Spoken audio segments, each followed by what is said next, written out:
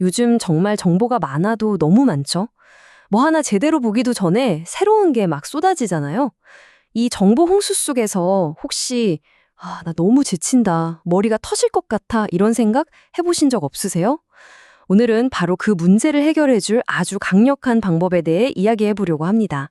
바로 두 번째 뇌를 만드는 건데요. 자, 지금부터 한번 제대로 파헤쳐 보겠습니다. 자, 한번 생각해 보세요. 샤워하다가 유레카 하고 외칠 만한 아이디어가 떠오르거나 잠들기 직전에 이거다 싶은 기가 막힌 생각이 스쳐 지나간 적 다들 한 번쯤은 있으시죠? 근데 문제는 뭐예요? 다음 날 아침이면 그게 뭐였더라 하고 기억이 안 나는 거죠. 정말 아깝잖아요. 당신의 그 번뜩이는 아이디어들 다 어디로 사라지는 걸까요? 바로 이 질문이 오늘 이야기의 출발점입니다. 사실 우리 지식이란 게 여기저기 정말 정신없이 흩어져 있잖아요. 예를 들면 어떤 생각은 스마트폰 메모 앱에, 또 어떤 건 컴퓨터 스티커 메모에, 웹서핑하다가 발견한 좋은 글은 북마크에 저장해두고, 카톡으로는 나에게 보내기로 링크를 막 보내놓죠. 근데 이렇게 조각조각 흩어져 있으니까 나중에는 찾을 수도 없고 서로 연결도 안 돼요. 결국엔 그냥 잊혀지는 거죠. 디지털 쓰레기처럼요. 이게 나만 이런가 싶을 수 있는데 절대 아니에요. 심지어 지식관리 전문가로 유명한 구요한 님도 비슷한 고민을 했다고 해요. 가끔 내가 성인 ADHD인가 싶을 정도로 머릿속에 하고 싶은 게 너무 많은데 그냥 휙 하고 사라져 버린다고요. 와, 진짜 공감되지 않나요? 아이디어는 막 샘솟는데 정작 붙잡지를 못하는 이 답답함. 네, 바로 이게 우리가 풀어야 할 숙제입니다. 자, 그래서 이런 문제를 해결하기 위해서 이제는 생각의 틀을 좀 바꿔야 합니다. 새로운 접근법이 필요한데요. 그게 바로 두 번째 뇌를 만드는 겁니다. 여기서 진짜 중요한 포인트는 이걸 그냥 정보를 쌓아두는 디지털 창고로 생각하면 안 된다는 거예요. 그게 아니고요. 흩어진 아이디어들을 서로 연결해서 살아 숨쉬는 생태계를 만드는 것. 이게 핵심입니다. 그럼 두 번째 뇌가 정확히 뭐냐고요? 쉽게 말해서 내 머릿속에 있는 모든 지식, 모든 아이디어를 그냥 저장만 하는 게 아니라 얘네들을 서로 끈으로 묶어주는 거라고 생각하시면 돼요.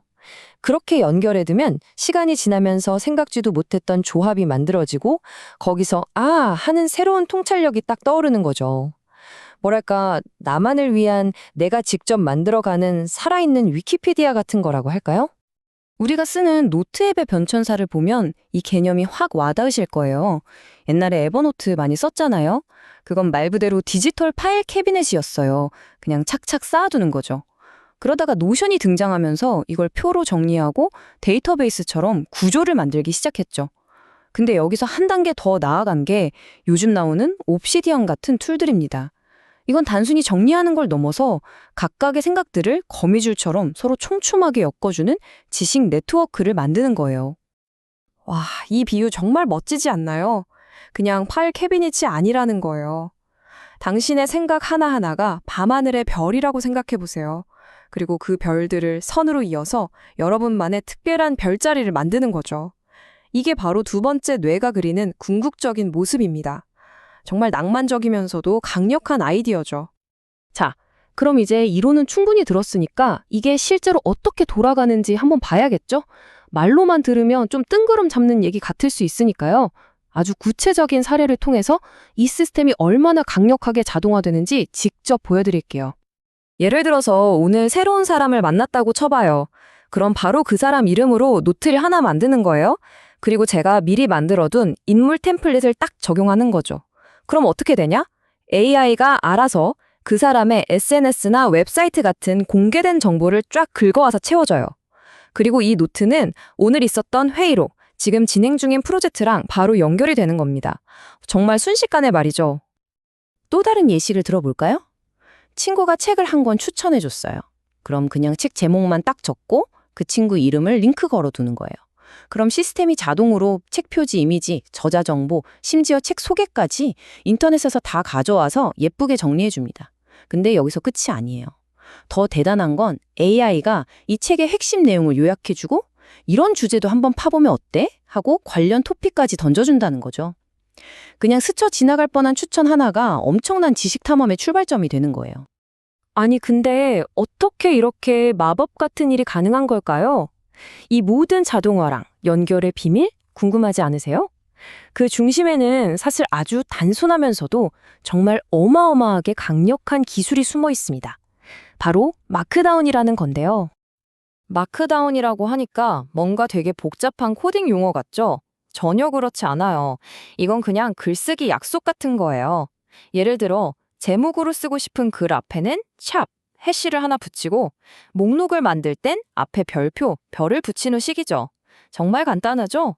중요한 건 이렇게 간단한 규칙이 전 세계 개발자나 컴퓨터 시스템에서 다 통하는 표준이라는 거예요. 그래서 사람도 읽기 편하고 기계도 이해하기가 아주 쉽습니다. 자, 그래서 이게 왜 그렇게 중요하냐? 바로 이겁니다. 마크다운이 AI가 제일 잘 알아듣는 언어거든요. 우리가 외국인이랑 대화하려면 그 나라 말을 써야 하잖아요.